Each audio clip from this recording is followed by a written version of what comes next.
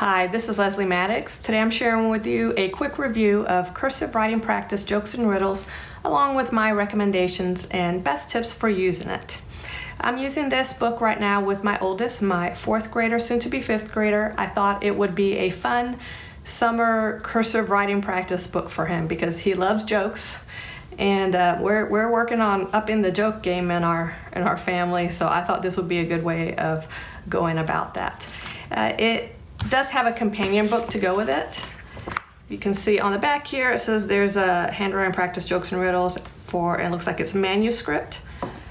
If you can see that, for ages K through 2nd grade. Besides handwriting practice, the purpose of this little workbook is to create a joke book. So you see here what it'll come out to be like. The cover, and then inside are the jokes. And there are some instructions if you need them. At the beginning of the book, tells you kind of how to go about making the joke and riddle booklet. As far as the handwriting aspect of it, it starts off with a couple of practice pages in just practicing forming the cursive letters. So you have uppercase here and lowercase on the other side. As you can see, I had my son write the practice the alphabet just one time. And if I had handed this book to him, let's say at the beginning of the school year, and he hadn't been practicing his cursive all summer, then I would have him practice his alphabet more. You know, maybe one day we do uppercase and lowercase on the other side, and then the next day uppercase, lowercase. So I might for several days have him practice just uppercase and lowercase letters. But since he has been practicing handwriting, we didn't have this big gap in between using this book and what he did previously. I just had him do it the one time. You'll also notice these bonus chuckles. There's a little bonus chuckle on each page, which gives like a joke or a riddle and the answer. My son loves those. And there's also tips on each page. I really like these tips. So for example, when we get to one of the joke pages, this tip says, check your size as each of your letters the right height and resting neatly on the line. And these are things that I would tell my son, you know, make sure they're the right size and that there's spaces between your words and, you know, all those little handwriting tips. But I feel like when mom is continuously telling you that kind of thing, that it starts to lose any effectiveness. So I like it that it's written down here for him to read, that someone else is telling him to do that. So I think those little tips are helpful. There's a tip on each page, but there's a set number of tips and they just kind of rotate through them, which is fine. I like the repetition. All right, so once you get to these joke and riddle pages, you'll see that there's a joke and riddle down here, joke or riddle down kind of in the middle. But first, your student gets the opportunity to practice some of the words in this joke or riddle. So they practice those words, and then down here, you know, the part that they cut out, they write the entire joke or riddle and the answer. So for most pages, you get 2 jokes. You get the one that they write up, and then there's your little bonus chuckle. There's, I think, 40 of these pages. Let's take a look. So you get 40 pages with jokes or riddles, and then there's a blank page here. If your student has their own favorite jokes, you can photocopy this page and they can add as many as they want and then add that to their little booklet when they make it, if they choose to do that. When it comes to teacher prep, I would say that there's really just 2 things you need to do. The first is to take a look at the letters and see how they're formed and see if your student has learned to form their cursive letters in a different way, because it's worth having that conversation with your child to say, hey, just so you know, there's like, here are the uppercase letters. You learned how to make an F in a different way. This is how they make it here. And either give your student the option to make it this way or the way they learned, or encourage them to try this new way, you know, just whatever. It's just worth pointing out those differences so that your student's not confused and think, wait a minute, didn't I do something different? I think that's worth pointing that out. The other thing I would recommend you doing in preparation to use this book is to decide how you want to use it. For example, I have my son work out of it 4 times a week, Monday through Thursday, and the first day he'll do the practice words, the next day he'll write out the joke or the riddle, and then we just kind of continue on like that. So it takes him 2 days to do 1 page. You could do that. You could just do 1 entire page per day. You could just hand it to them and say, do a little bit of handwriting every day and let them do as little or as much as they want. You could put this in a rotation, maybe do the regular handwriting or copy work Monday through Thursday, and then Friday have something fun to do. Or every other day, maybe one day do some more serious copy work, the next day do work a little bit out of this book. Just decide how you want to use it so there's no confusion and don't forget about it. As far as how much time it'll take your student to work on this each time they use it, again, it'll depend on how you decide to use it. For my student, it takes him less than 10 minutes and probably less than 5 minutes to write the practice words one day and then the joke or riddle the next. And even if it takes him, like, let's say a full 5 minutes, is because he's going slowly. I do check it every day to make sure that he's got spelling correct, that he's dotted his I's and crossed his T's. And actually for him, I've learned not to tell him where the mistakes are, because besides this being handwriting practice, I'm also trying to teach him to read what he wrote and to kind of proofread his own stuff. I used to tell him, like, oh, you forgot to cross your T's, and then he'd just go back and cross it and move on, and then he basically depended on me to do all his proofreading for him. So now I tell him, you've got some mistakes, please go back and check. And because of that, he doesn't want to hunt through looking for where his mistakes are. He's learned to go slowly. So if it takes him closer to 5 or 10 minutes, it's because he's going slowly. He's really trying to make sure he's paying attention to the details. As far as recommendations go, I would recommend this cursive writing practice book, first of all, to students that have already learned how to write in cursive. As you can see, this book does not give instruction about how to form each of these letters.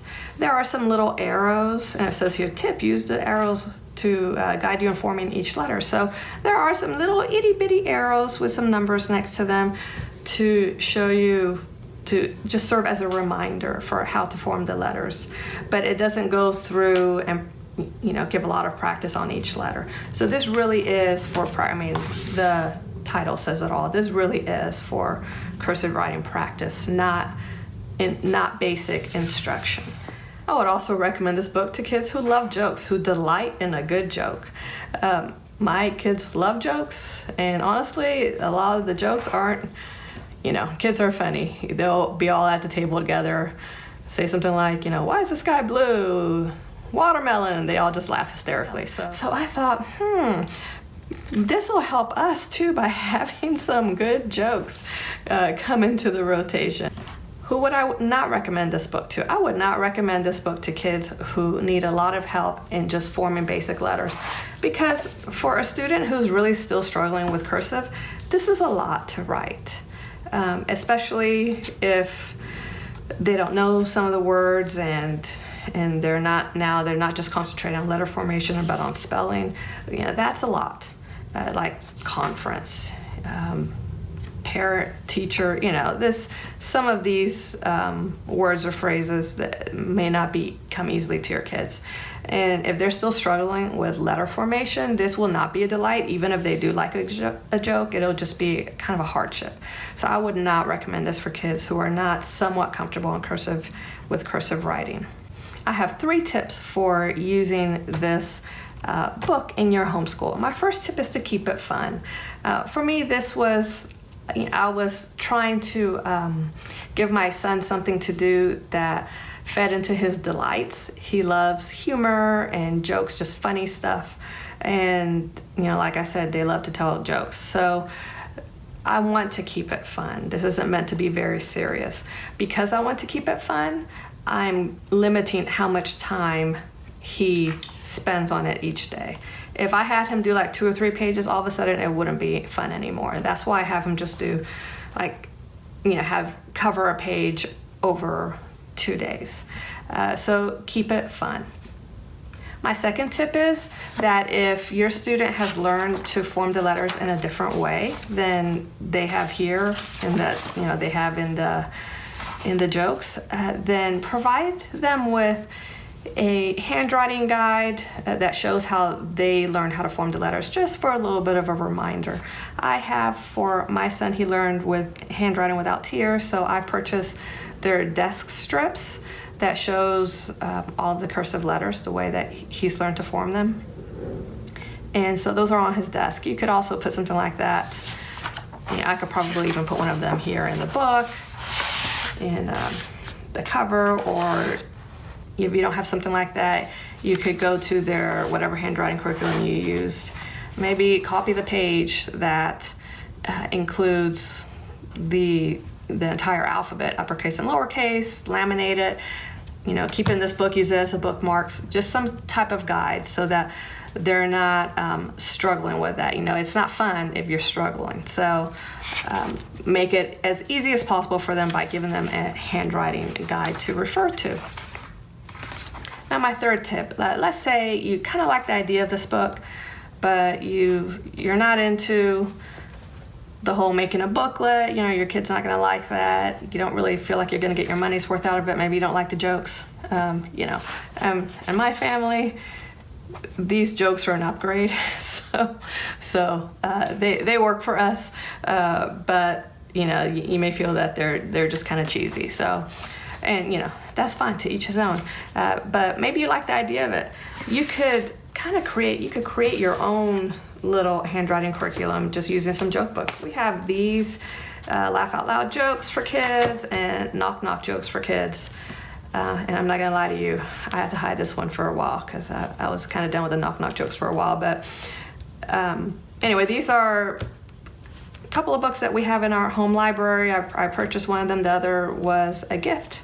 I think it's a good non-toy gift to give kids that really like jokes, and my son was really excited to get them. So instead of using something like this, you could instead say, hey, just hand them this book, one of these books, and say, just write out a joke each day. What is the fastest peanut butter in the world? Jiffy. Just for some practice, have them write out one joke. Or you could even be a little more structured and say, we're going to start here. Put a little sticky here to keep track, or a bookmark. You could underline words you want them to practice. Maybe you want them to practice baseball, and just tell them, I want you to just start at the top, do one joke a day, whatever words I underlined, write those 3 times each. You see what I mean? And then the next day, just write the whole thing. So you can create your own kind of copywork handwriting curriculum, way of practicing for your kids in a way that still feeds into their delight and is very simple and kind of open and go. If they don't like jokes, you could, and they like Minecraft, maybe you get one of their Minecraft books. And say, write a sentence in cursive. Another good thing about doing it this way is that they have to translate then from this print, from just like manuscript to cursive, and that's a good skill where they have to recall. They're not seeing the cursive in front of them; they have to come up with that themselves. So that's a good thing to do. If your student needs to see the cursive and they're not ready yet to translate from manuscript to cursive, or that's just too much of a struggle right now, you could use a book in your home library that has something to do with the things that they love, and create your own copywork pages. You could use some cursive fonts online, or write them out yourself. You could just get a notebook and write out the joke for the day or a sentence, and then have them copy that. Be sure to tap on the playlist I have linked over to the side if you're interested in more quick reviews of curriculum that we've used in the past. And I will talk to you in the next video.